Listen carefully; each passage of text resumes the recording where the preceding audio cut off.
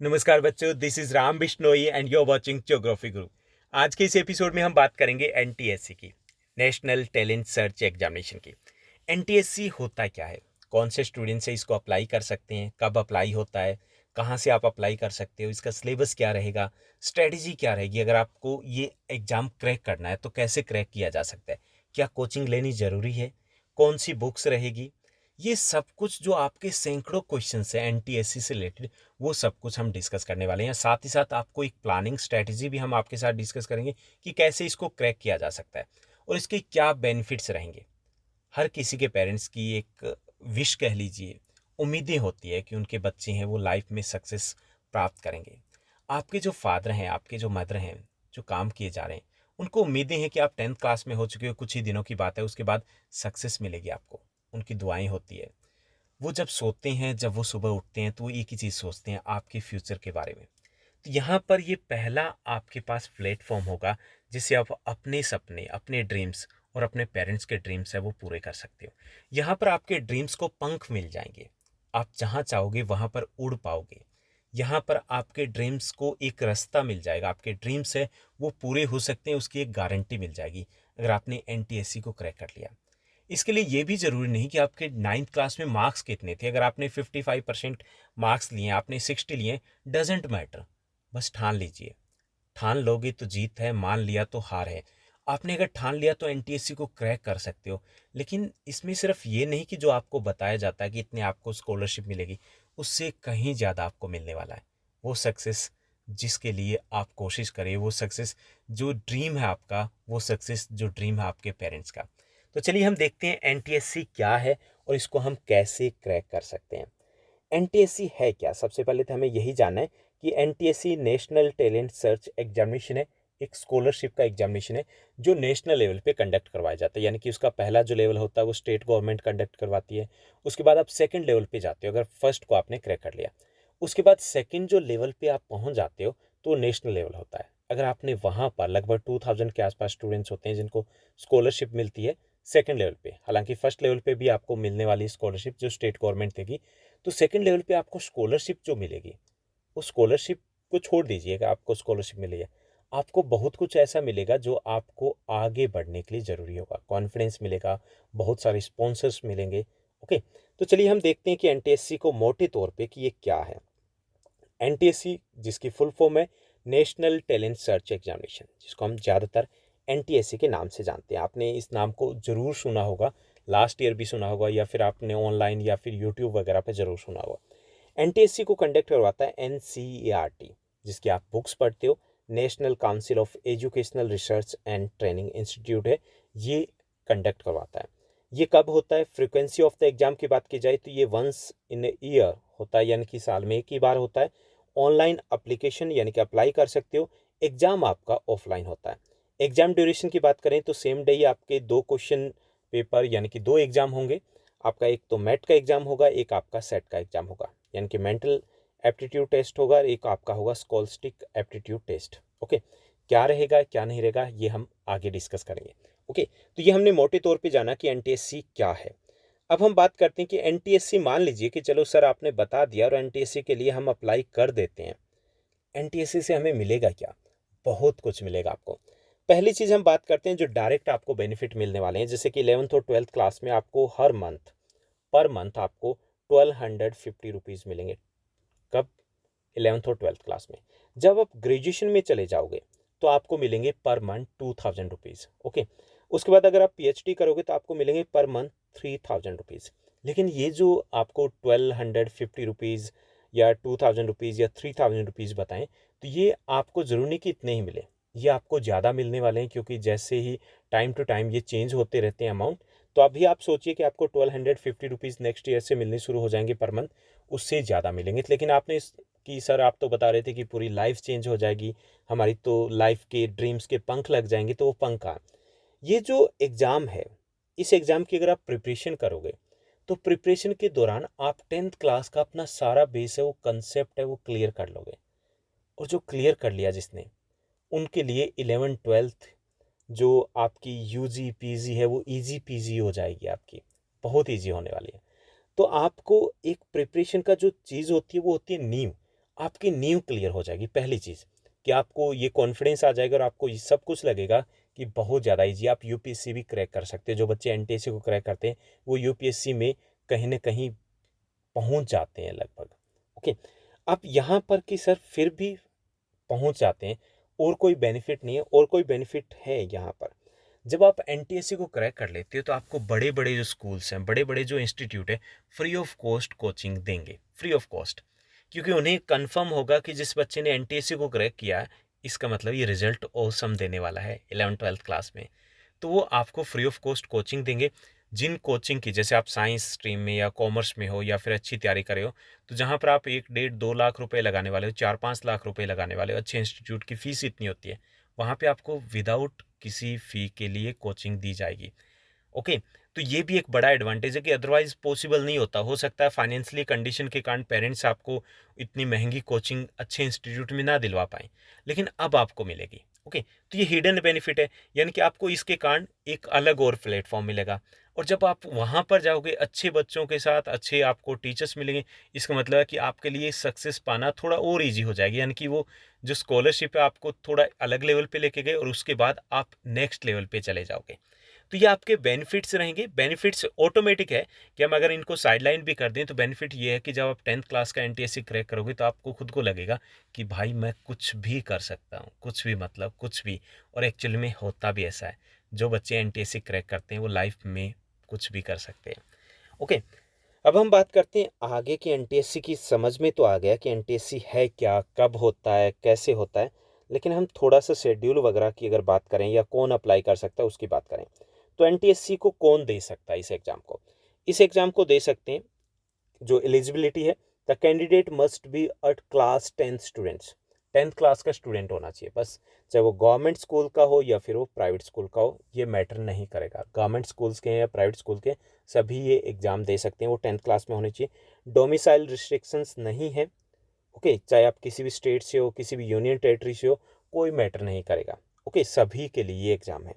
उसके बाद कि इसमें आपकी एज, जैसे कोई बच्चा अगर डिस्टेंस या ओपन मोड से भी पढ़ रहा है, यानी कि स्कूल का रेगुलर स्टूडेंट नहीं है, लेकिन उसकी एज अगर 18 ईयर्स से कम है और वो फर्स्ट टाइम, यानी कि फर्स्ट टाइम वो 10th बोर्ड एग्ज़ाम दे रहा है पहली बार, और कोई जॉब नहीं कर रहा है, तो वो बच्चा भी ये एग्ज़ाम दे सकता है चाहे वो स्कूल में ना पढ़ रहा हो। ओके, यानी कि अभी मोटे तौर पे ये समझ लीजिए कि 10th क्लास में जो स्टूडेंट स्टडी करें वो सभी एलिजिबल है इस एग्ज़ाम को देने के लिए। अब इस एग्ज़ाम को अप्लाई कौन कर सकता है, उसके बाद बात आती है कि इसकी स्टडी अगर हमें करनी है तो इसके लिए हमें क्या करना पड़ेगा, कौन सी बुक्स वगैरह पढ़ें, सिलेबस क्या रहेगा। हालांकि हम सिलेबस के लिए एक सेपरेट वीडियो लेके आएंगे जिसमें हम डिटेल में डिस्कस करेंगे कि ये टॉपिक आने वाले हैं, जिसमें हम आपको प्रीवियस ईयर्स क्वेश्चन पेपर्स भी प्रोवाइड करवा देंगे। ओके, लेकिन धीरे धीरे। तो यहाँ पर आपकी बुक्स की बात की जाए तो आप एन से पढ़िए। जितने भी क्वेश्चंस होंगे वो एनसीईआरटी बुक में से ही होंगे। कौन से क्वेश्चंस होंगे? आपके 9th और 10th के क्वेश्चंस रहते हैं 90%।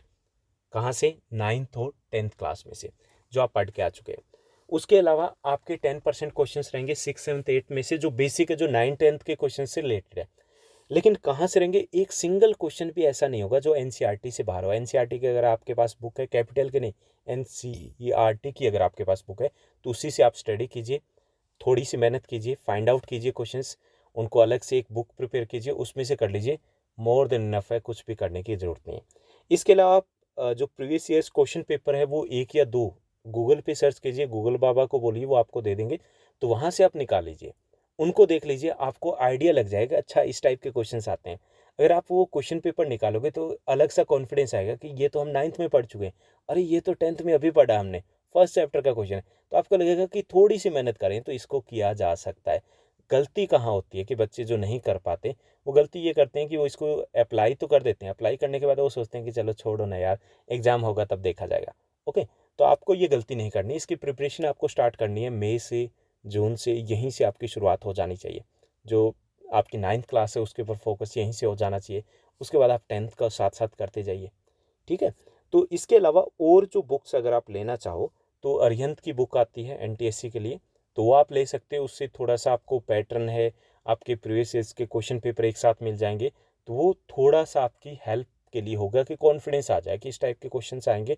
क्योंकि आप एनसीईआरटी से पढ़ रहे हो तो कहीं आपको थोड़ा आइडिया लग जाएगा कि इस टाइप के क्वेश्चन एनसीईआरटी में से पूछे जाएंगे।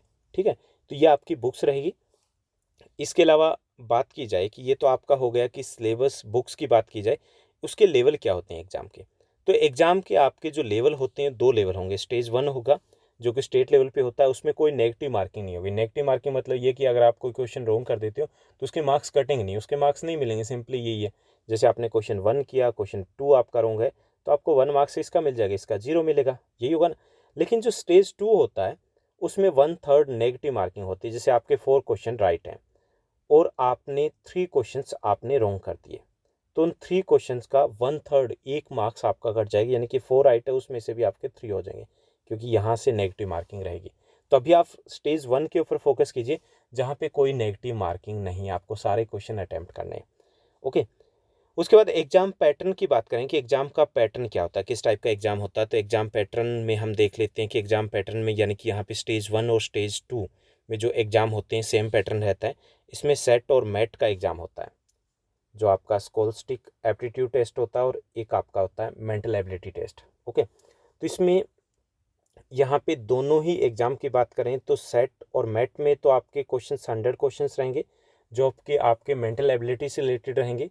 यानी कि ऐसा बिल्कुल नहीं कि वो मैथमेटिक्स के क्वेश्चन है, कैलकुलेशन है, लेकिन जिसका मैथ्स अच्छा नहीं है तो वो बच्चा भी इसको कर सकता है। ओके, लेकिन प्रैक्टिस की ज़रूरत पड़ेगी, आपको प्रैक्टिस करनी है। प्रैक्टिस अगर आपने की तो आप आसानी से कर पाओगे, क्योंकि यहाँ पर टाइम का भी खेल होता है सारा, कि टाइम आप कितना लेते हो। वहाँ पे कई सारे स्टूडेंट्स होते हैं जिनको आता है, लेकिन टाइम उन्होंने प्रैक्टिस नहीं की तो वो नहीं सॉल्व कर पाते।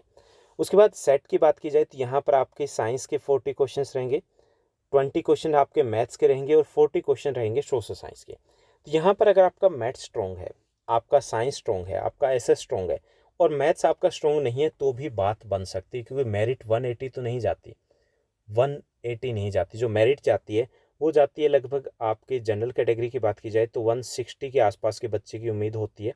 फाइनल की बात कर रहा हूँ मैं मेरिट की।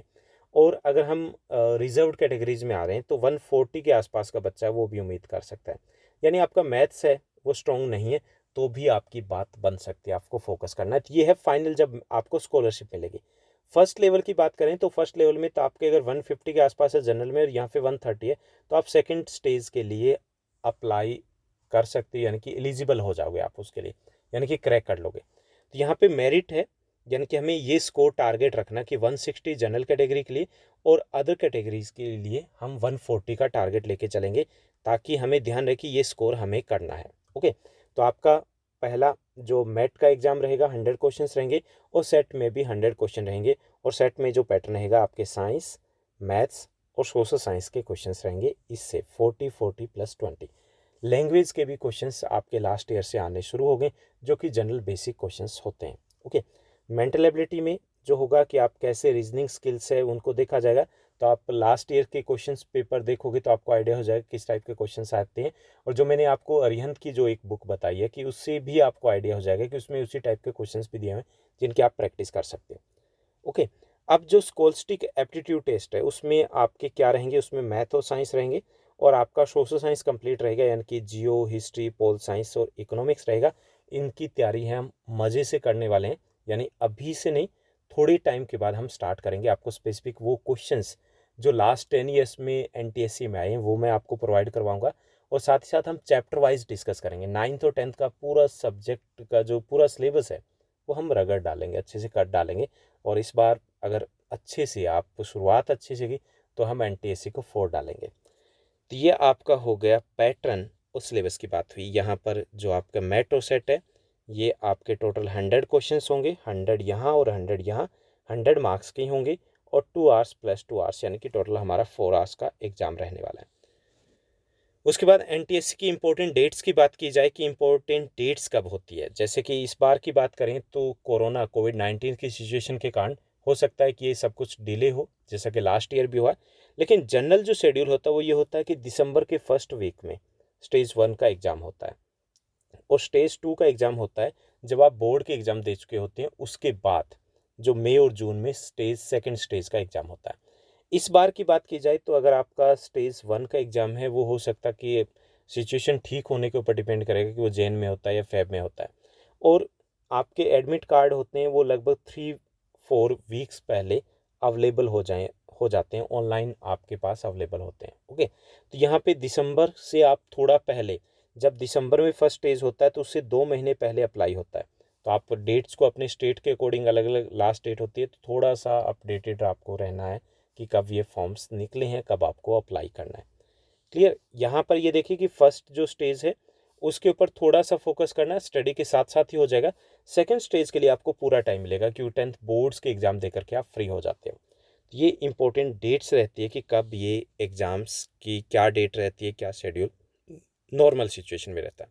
अब बात आती है कि आप अप्लाई कैसे कर सकते हो। तो अप्लाई करने के लिए आपको SCRT यानी कि आपकी NTSC है, वो अपने अपने स्टेट पे ऑर्डर दिए जाते हैं, जैसे भी कि SCERT होती है, जैसे NCERT होती है वैसे, तो उनको ये अप्लाई करने की अलग अलग डेट्स है वो डिक्लेयर की जाती है। थोड़ी बहुत ही आगे पीछे होती है, 1 वीक का डिफरेंस होता है। तो आप अपने स्टेट की SCERT, जैसे आपको दिल्ली की सर्च करनी है तो दिल्ली SCERT आप सर्च करोगे, या फिर जो NCERT है उसकी वेबसाइट के ऊपर जाइए और वहाँ पर आप अप्लाई कर सकते हो।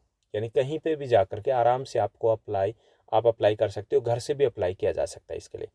ओके, और इसकी जो वेबसाइट है www.ncert.in, तो यहाँ पर जा कर के आप चेक कर सकते हो जब भी निकले, या फिर आप किसी भी जो इस टाइप के कंप्यूटर सेंटर्स है वहाँ जा कर के अप्लाई किया जा सकता है। उसके बाद एक और चीज़ की कई बार आप स्टूडेंट्स को ये लगता है कि सर हमें पता कैसे चलेगा कि फॉर्म निकल गए। तो स्कूल्स में टीचर्स भी अनाउंस करते हैं, काफ़ी सारे स्टूडेंट्स भी अप्लाई करते हैं। और जिस जगह अगर आपने ये ठान लिया कि आपको अप्लाई करना है, NTSC का एग्ज़ाम देना है, तो आपके जब माइंड में रहेगा तो आप जब भी निकलोगे स्कूल के लिए या कहीं भी, तो आपको दिखाई देगा जगह जगह पे जो कंप्यूटर सेंटर होते हैं, साइबर कैफ़े होते हैं, तो वहाँ पर लिखा होता है NTSC के फॉर्म अप्लाई कीजिए, तो आपको ध्यान में रह जाएगा। उसके बाद एग्ज़ाम स्ट्रेटजी की बात करें कि एग्ज़ाम को अगर हमें क्रैक करना है तो हमें करना क्या होगा। तो इसके स्ट्रेटजी की बात करें तो सबसे इम्पोर्टेंट ये है कि जो समर ब्रेक है आपका, समर ब्रेक में आपको पिछली क्लास के जो चैप्टर्स हैं उनमें से 1 मार्क्स के क्वेश्चन है वो प्रिपेयर कीजिए। आपको जो भी बुक्स चाहिए प्रीवियस ईयर्स के क्वेश्चन पेपर वो चेक कीजिए। तो यहाँ पर इसको आप यूटिलाइज कर सकते हो। अगर आपको क्रैक करना मतलब एक्स्ट्रा देना ना भाई, इतना ईजी नहीं होता। एक्स्ट्रा देना है, एक्स्ट्रा देना है तो मतलब आपकी एक्स्ट्रा प्लानिंग होनी चाहिए। एक्स्ट्रा प्लानिंग में आप बुक अरेंज कीजिए, आप अपना रजिस्टर प्रिपेयर कीजिए जिसमें आप क्वेश्चंस प्रिपेयर कीजिए चैप्टर वाइज, और ईज़िली आप एक टारगेट मान के चलिए कि आपको ये चैप्टर्स कंप्लीट करने ही करने हैं। तो उसकी प्रिपरेशन अगर अभी से करोगे, जितने मैक्सिमम हो सकते हैं आपके 9th क्लास के, तो वो अभी से कीजिए। और उसके बाद जब आपके स्कूल रीओपन होते हैं या फिर आपके 10th क्लास की क्लासेस शुरू होती है, तो आपको चैप्टर्स के उसी टाइप से फोकस करना है कि आपको NTSC क्रैक करना है। 1 मार्क्स के क्वेश्चन साथ साथ आप करते जाइए, ईजिली हो जाएगा। ओके, दूसरा ये कि जो एग्ज़ाम जो आपका ये जो एग्ज़ाम है NTSC का, इसको मिशन के तौर पे लेना है। यानी आपको ये लेना है कि इसको क्रैक करना ही है, क्योंकि मान लिया तो हार है और ठान लिया तो जीत है। आपको ये मिशन के तौर पे चलना है कि आपको डेली कुछ ना कुछ करना है और क्रैक करके रहना है। क्योंकि अगर हमने फॉर्म अप्लाई कर दिए तो ऐसा कुछ नहीं होने वाला कि हमने फॉर्म अप्लाई कर दिए तो लाखों लोग, लाखों स्टूडेंट्स वो अप्लाई करने वाले हैं। उसके बाद डू प्रैक्टिस, आपको प्रैक्टिस करनी है। जो PYQS है, प्रीवियस ईयर्स के क्वेश्चन पेपर्स हैं, उनकी प्रैक्टिस कीजिए। इसके साथ साथ आपको काफ़ी सारे और भी प्रैक्टिस सेट मैं अवेलेबल करवा दूंगा, उसकी प्रैक्टिस कीजिए। आपको प्रैक्टिस है वो रेगुलरली करनी है। ओके, और इसमें प्रैक्टिस की बात सबसे पहले जो इम्पोर्टेंट बात आती है वो जो MET का एग्ज़ाम है, उसको क्रैक करना मुश्किल नहीं है, बहुत ईजी है। आप प्रैक्टिस करोगे तो आपको पूरा 100 में से आप 90% स्कोर कर सकते हो, ईजिली स्कोर कर सकते हो। और दूसरी चीज़ कि अगर प्रैक्टिस नहीं करोगे और आपको आ रहा है तो भी आपको प्रैक्टिस की ज़रूरत पड़ेगी, क्योंकि वो सॉल्व नहीं हो पाते उतने टाइम में। ओके, इसके साथ साथ कोचिंग की बात करें तो कोचिंग की कोई ज़रूरत नहीं होती, क्योंकि 9th क्लास आप पढ़ चुके हो, 10th क्लास आप पढ़ने वाले हो। तो ऐसा कोई रॉकेट साइंस नहीं है। 1 मार्क्स के ऑब्जेक्टिव टाइप क्वेश्चन आने, वो आपके तभी होंगे जब आप पढ़ोगे, पढ़ाने से नहीं होंगे, आपको पढ़ना है। तो आप अपनी स्टडी को तैयारी कीजिए, स्टार्ट कीजिए। तो जो टॉपिक है, सिलेबस है, उसके अकॉर्डिंग आप प्रिपरेशन को स्टार्ट कीजिए।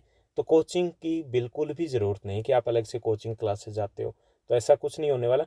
जब तक आप नहीं पढ़ोगे तब तक कुछ नहीं होने वाला।